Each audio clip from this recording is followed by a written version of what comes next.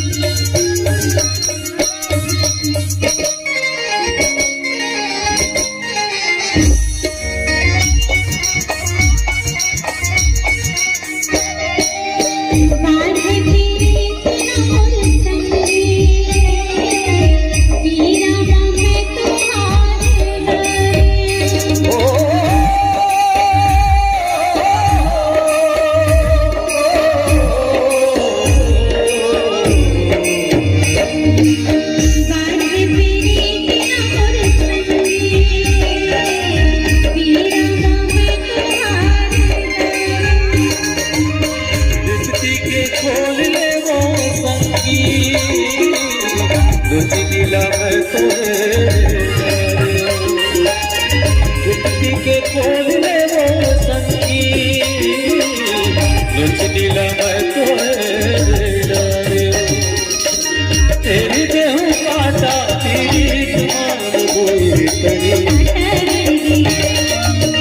तेरी देहू काटा तेरी तुम्हार बोई करी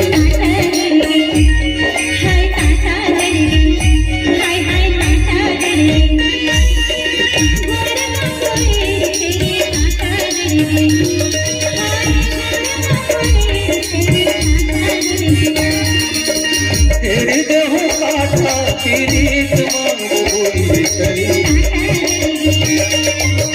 तेरी देहू काटा तेरी तुम्हार बोई करी